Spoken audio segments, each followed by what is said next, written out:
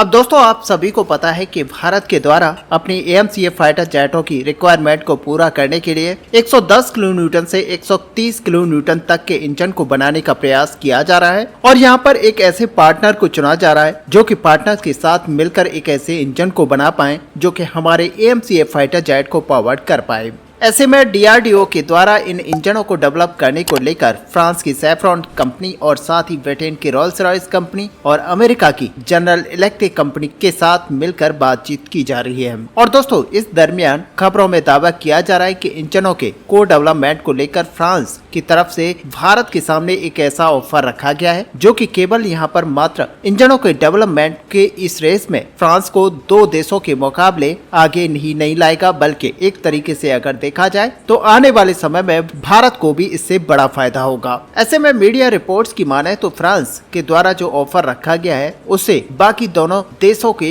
इस टेंडर के अंदर टिका रहना ही मुश्किल होगा और यह ऑफर असल में फुली ट्रांसफर ऑफ टेक्नोलॉजी के साथ ही IP राइट्स को लेकर भी यहाँ पर दिया जा रहा है। बताए यहाँ पर यह भी जा रहा है कि फ्रांस की कंपनी सैफ्रॉन के द्वारा एयरक्राफ्टों के इंजनों के को डेवलपमेंट को जो टेंडर है उसमें एक तरह से के आगे चल रहा है। और यहाँ पर आपको ये भी जानकर रखना चाहिए कि भारत के द्वारा AMCA इंजनों के रूप में एक ऐसे इंजन का डेवलपमेंट यहाँ पर किया जा रहा है जो कि 6th जनरेशन के क्राइटेरिया के साथ हो और ताकि AMCA Mark II के एयरक्राफ्टों को यहाँ पर पूरी तरह से कंप्लीट किया जा सके और साथ ही आने वाले समय में अगर 6th जनरेशन के फाइटर जेटों को डेवलपमेंट भारत यहाँ पर करता है तो उनकी जरूरतों को भी यहाँ पर आराम से पूरा किया जा सके। और फ्रांस की सैफ्रॉन कंपनी की तरफ से इन इंजनों के को डेवलपमेंट को लेकर बताया ये जा रहा है कि कंप्लीट ट्रांसफर ऑफ टेक्नोलॉजी के साथ ही इंटेलेक्चुअल प्रॉपर्टी राइट्स को भी यहाँ पर शेयर करने को लेकर भारत के सामने ऑफर रखा गया है। ऐसे में यहाँ पर जो 100% ट्रांसफर ऑफ टेक्नोलॉजी है ये असल में स्वदेशी company gas turbine research establishment को मिलेगी, जिससे कि आने वाले समय में इन इंजनों को संपूर्ण रूप से भारत के अंदर ही डेवलप किया जा सकेगा।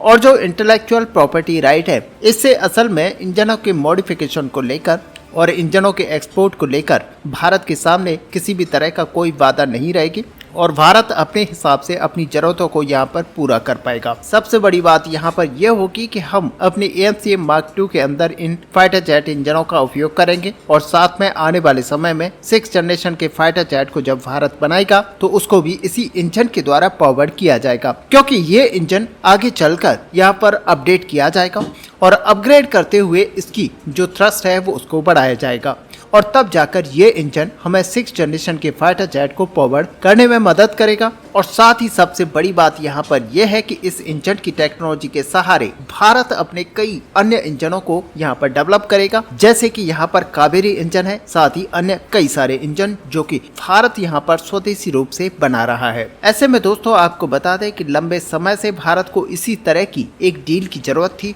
जिससे कि एरोस्पेस और इंजन के मामले में भारत अपने आप को और भी अधिक आत्मनिर्भर बना पाए। अब ऑलरेडी कई तरीके के अलग अलग इंडिजिनियस एयरक्राफ्टों को डेवलप करने के कारण भारत काफी हद तक फाइटर जेटों के मामले में आत्मनिर्भर होता जा रहा है, लेकिन इंजनों की टेक्नोलॉजी न होने की वजह से इंजनों को लेकर भारत अन्य देशों के ऊपर अभी तक निर्भर था। और आप देख सकते हैं कि यहाँ पर तेजस MK-1A फाइटर जेट के लिए भारत को F404 इंजन को अमेरिका से इंपोर्ट करना पड़ रहा है और साथ ही आने वाले समय में तेजस MK-2 फाइटर जेट के लिए यहां पर F414 इंजन को भारत डेवलप करेगा। और यही वजह है कि यहां पर तेजस MK-1A और तेजस MK-2 फाइटर जेट करीब 70 से 80% तक इंडिजिनस हैं और अगर भारत के पास यहां पर इंजन होता तो ये 100% तक इंडिजिनस हो सकते थे।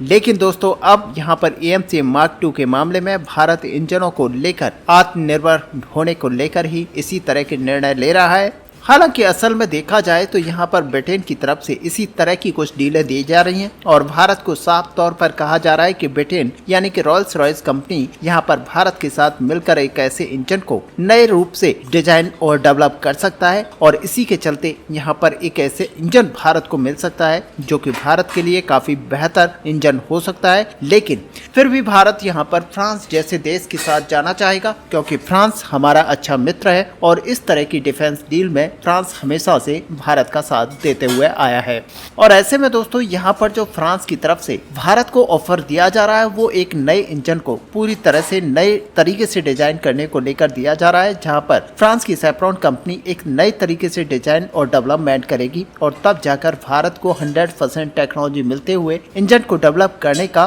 पूरी तरह से सहयोग भी करेगी। और यहाँ पर आपको बता दें कि आईपी राइट्स के साथ ही इसके इंपोर्ट और एक्सपोर्ट के राइट्स भी भारत के पास होंगे, जिससे कि भारत को आने वाले समय में ये सुविधा मिलेगी। और यहाँ पर बताया ये जा रहा है कि सैफ्रॉन कंपनी के द्वारा जो इंजन बनाकर तैयार किया जाएगा वो करीब 70 किलो न्यूटन तक का ड्राई थ्रस्ट जनरेट करने में कैपेबल होगा और साथ ही आफ्टर बर्नर सेक्शन के साथ ये करीब 110 से लेकर 120 किलो न्यूटन तक की थ्रस्ट को जनरेट कर पाएगा। हालांकि इसके अलावा इंटेलेक्चुअल प्रॉपर्टी राइट इसलिए भी चाहता है ताकि इंजनों की टेक्नोलॉजी का उपयोग करते हुए इंजनों के डेरिवेटिव वेरिएंट यानी कि हाई थ्रस्ट और लो थ्रस्ट वेरिएंटों को तैयार किया जा सके। और आपको ये भी जानना चाहिए कि इसी वजह से इंजनों के जो कोर है वो कम से कम 130 किलो न्यूटन तक की थ्रस्ट को प्रोड्यूस करने की क्षमता होनी चाहिए। और कुछ मीडिया रिपोर्ट्स भी अंदर ये दावा किया जा रहा है कि सैफ्रॉन कंपनी की तरफ से इंजनों की टेक्नोलॉजी का जो ऑफर है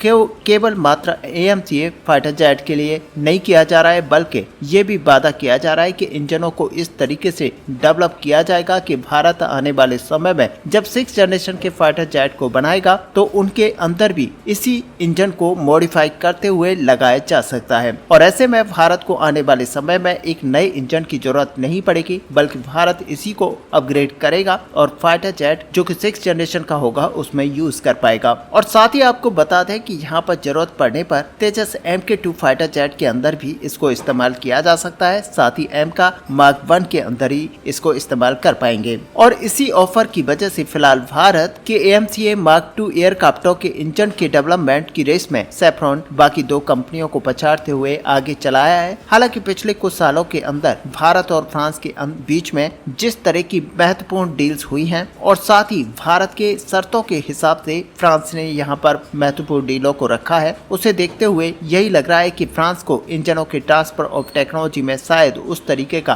कोई भी चुनौती नहीं आएगी जिस तरह की चुनौती पिछले समय में अमेरिका को यहाँ पर आ रही थी। इसके अलावा भारत और फ्रांस के बीच में कई बड़ी डील्स हो चुकी हैं और ऐसे में आपको पता है कि हेलीकॉप्टर्स की डील भी हो चुकी है जिसमें भारत के अंदर हेलीकॉप्टर के इंजन बनाए जाते हैं।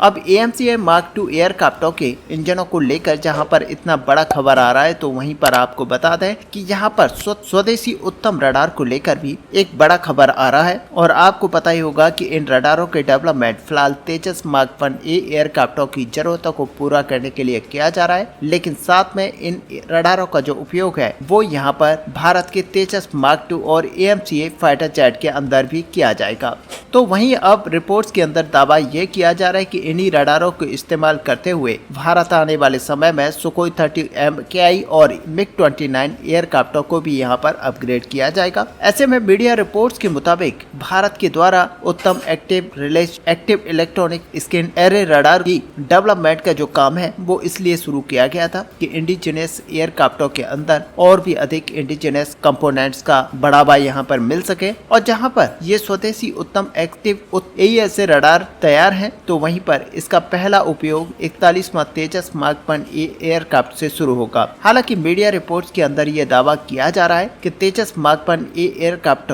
के अंदर जो